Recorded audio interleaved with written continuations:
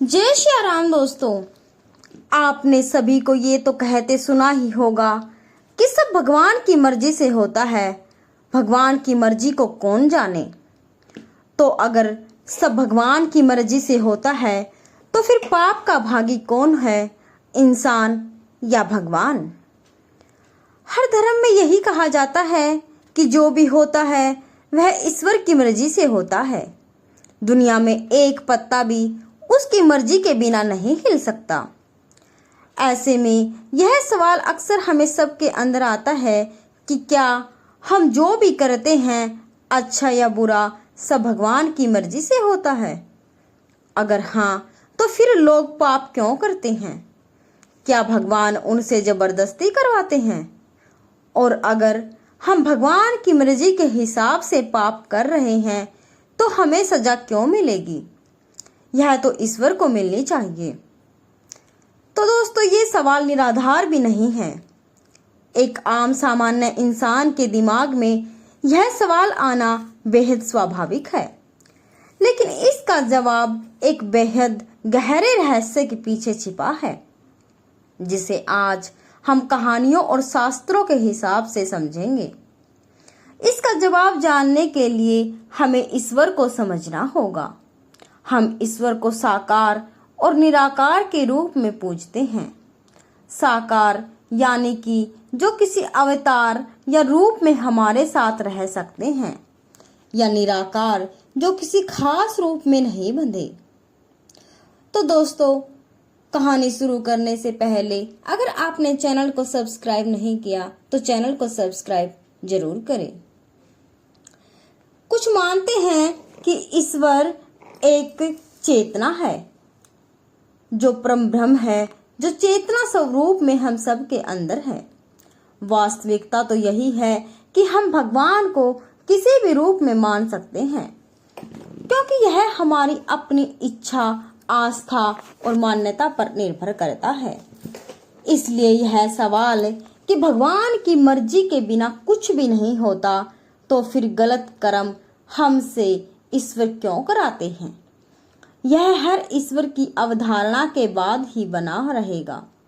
तो क्या भगवान पाप करवाते हैं या मनुष्य स्वयं अपने कर्मों का मालिक है?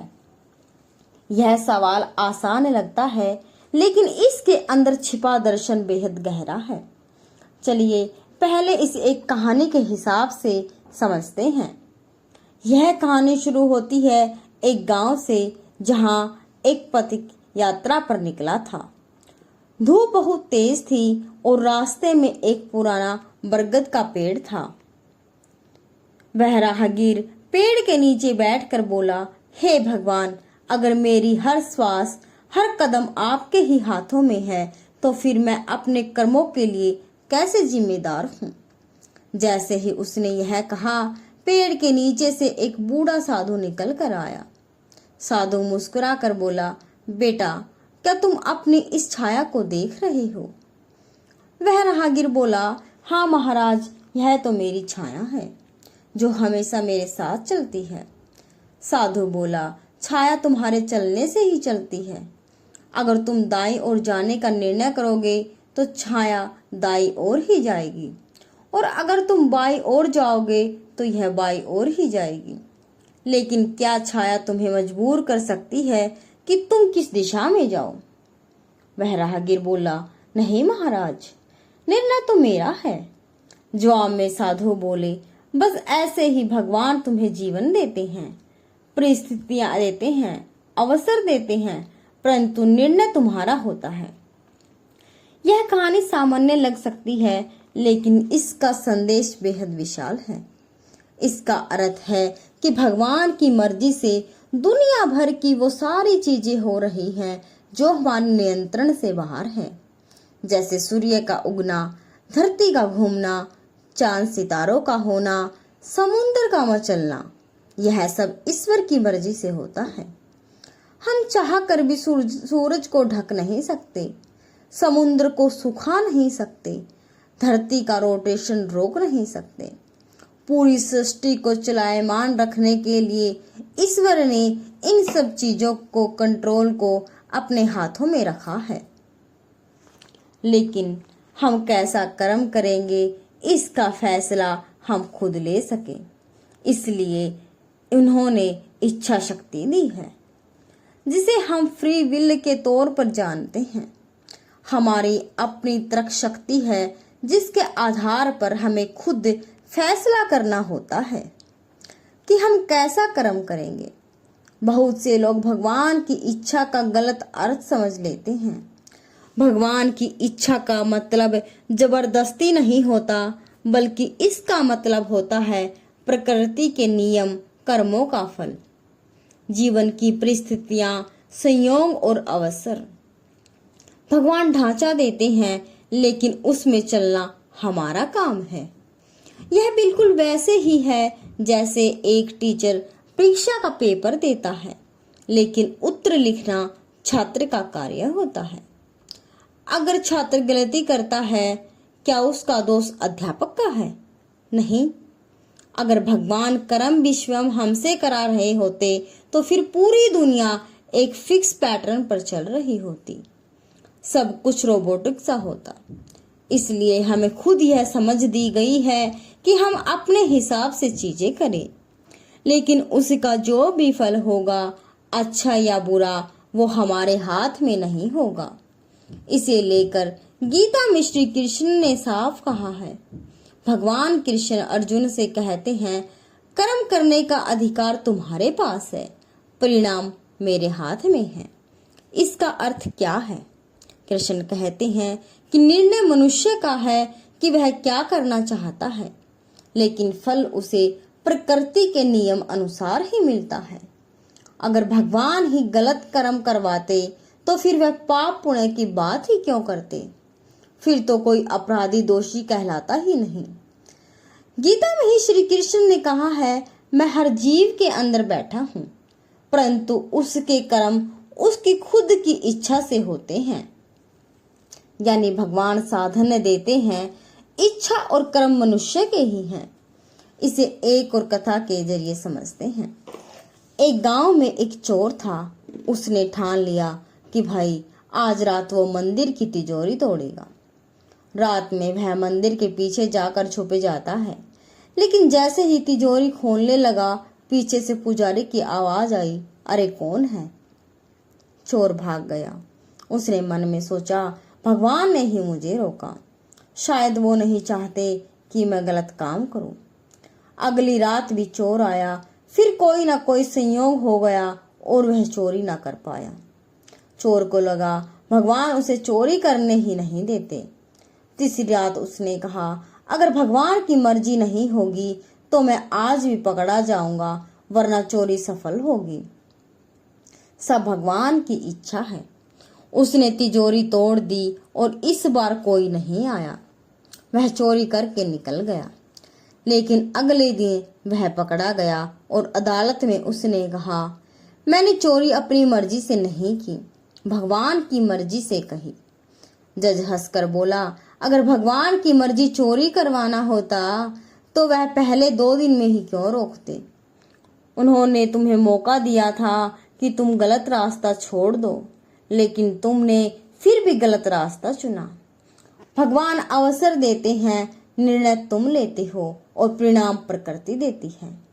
भले ही यह एक काल्पनिक कहानी है, लेकिन इसका सार आपको एक बड़ा सत्य बताता है। तो दोस्तों, यह तो हमने समझ लिया कि गलत कर्म हमसे ईश्वर नहीं कराते, यह सब हमारी इच्छा की वजह से ही होता है। लेकिन गलत कर्म करने के कारण क्या है, अब इस बात पर बात करते हैं। देखिए, गलत कर्म करने के 3 मुख्य कारण शास्त्र बताते हैं। पहला, मनुष्य की इच्छा। मनुष्य की भावना ही उसके कर्म को दिशा देती है। अगर इच्छा पवित्र है तो कर्म भी पवित्र होंगे। इसे ऐसे समझिए कि अगर किसी के अंदर रातों रात धनी बन जाने की इच्छा जाग जाती है तो वह इसे किसी भी कीमत पर सच करना चाहता है, तो वह निश्चित ही गलत कर्म करेगा, क्योंकि यहाँ उसकी जो इच्छा है वह गलत है। इस तरह ही अगर उसके अंदर दुनिया की सेवा की इच्छा होती है तो वह लोगों की मदद करेगा, जो उसे सत्कर्म की तरफ ले जाएगा। अब आते हैं दूसरे कारण पर, जिसकी वजह से इंसान गलत काम करता है, वह है संस्कार। जिस घर, जिस समाज, जिन मित्रों के बीच मनुष्य धीरे धीरे बड़ा होता है, वैसे ही उसके निर्णय बनते चले जाते हैं। इसे ऐसे समझिए कि यदि कोई बालक गौशाला की देख रेख करने वालों के घर जन्म लेता है, तो वह बचपन से ही पशुओं के प्रति, गाय के प्रति प्रेम रखेगा, उनकी सेवा करेगा। वहीं यदि कोई कसाई के घर जन्म लेगा, तो वह बचपन से ही पशुओं की हत्या देखकर बड़ा होगा, जिसके बाद उसे पशुओं की हत्या करना गलत कर्म नहीं लगेगा और वह खुद भी इसे अपना भविष्य चुन लेगा। गलत कर्म करने की तीसरी सबसे बड़ी वजह है मन की वासनाएं, यानी इनर डिजायर्स। इंसान अपनी गुप्त इच्छाओं की पूर्ति के लिए भी गलत कर्म करता है। कई बार इंसान अपने इंद्रियों को लेकर इतना कमजोर हो जाता है कि अपनी इच्छाओं पर उसका कंट्रोल नहीं रह जाता और वह गलत कर्म कर बैठता है। तो भगवान इच्छा नहीं देते, इच्छाओं का संयम कैसे करना है यह ज्ञान देते हैं। इच्छा गलत हो सकती है, लेकिन उसे रोकने का सामर्थ्य मनुष्य को दिया गया है। इसे ऐसे समझिए कि भगवान शक्ति देते हैं, ऊर्जा देते हैं। यह ऊर्जा कैसी है? बिजली की तरह। अब बिजली से घर रोशन भी होता है और बिजली से झटका भी लगता है, तो क्या बिजली गलत है? नहीं, दोष उस हाथ का है जिसने तार गलत पकड़ा। इसी तरह भगवान ऊर्जा देते हैं, कर्म मनुष्य तय करता है। अगर भगवान गलत कर्म करवाते तो धर्म ग्रंथों में पाप और पुण्य का कोई अर्थ नहीं होता। नरक स्वर्ग का कोई व्यवस्था का कोई महत्व ही नहीं होता। न्याय की अवधारणा ही खत्म हो जाती। फिर तो रावण, कंस, दुर्योधन सब निर्दोष होते। लेकिन ऐसा नहीं है, बल्कि कई बार मनुष्य जब गलत काम करने जाता है तो भीतर से एक आवाज भी आती है कि यह मत करो। यह क्या है? यह है हमारा विवेक, हमारी अंतर आत्मा, भगवान की प्रेरणा। वो आपको प्रेरित करते हैं आप गलत कार्य ना करें। लेकिन फिर भी इंसान इंद्रियों के वश में आकर बैठता है। यदि भगवान ही गलत कर्म करवाते तो हम जो भी करते हमें कभी अपराध बोध ही नहीं होता। कोई व्यक्ति गलत कर्म करके प्रायश्चित नहीं करेगा, लेकिन ऐसा नहीं है। मानव का मन स्वयं कहता है मैंने गलत किया। यह प्रमाण है कि अंदर कहीं ना कहीं मनुष्य निर्णय स्वयं लेता है, लेकिन भगवान की मर्जी और मनुष्य का कर्म साथ साथ जरूर चलता है। इसे ऐसे समझिए कि आप किसी के घर में पैदा होंगे, कौन सी चुनौतियां होंगी, यह सब ईश्वरीय योजना है। लेकिन उस परिस्थिति में कैसी प्रतिक्रिया देनी है यह आपका निर्णय है और आपके कर्म के आधार पर ही प्रकृति फल देती है। इसलिए कहते हैं जैसा बोओगे वैसा काटोगे। यही चक्र पूरी दुनिया को चलाए रखता है। इसलिए सत्य यही है कि भगवान इच्छा नहीं करवाते। भगवान अवसर देते हैं। किसे पकड़ना है, कौन सा रास्ता चुनना है, यह मनुष्य तय करता है। तो अगली बार यदि आपके मन में यह विचार आए कि कर्म आपसे भगवान कराते हैं, तो तुरंत मन को टोकिए और समझाइए कि यह सब आप स्वयं कर रहे हैं, लेकिन उसका फल जो होगा वो ईश्वर देंगे। तो दोस्तों, आज की यह वीडियो कैसे लगी कमेंट बॉक्स में जरूर बताइए। और आपको क्या लगता है कि हम जो करते हैं वो हमसे ईश्वर करवाता है या हम स्वयं करते हैं, ये भी कमेंट बॉक्स में जरूर बताइए। और अगर वीडियो अच्छी लगे तो वीडियो को लाइक शेयर जरूर करें। जय श्री राम, जय श्री हरि कृष्णा।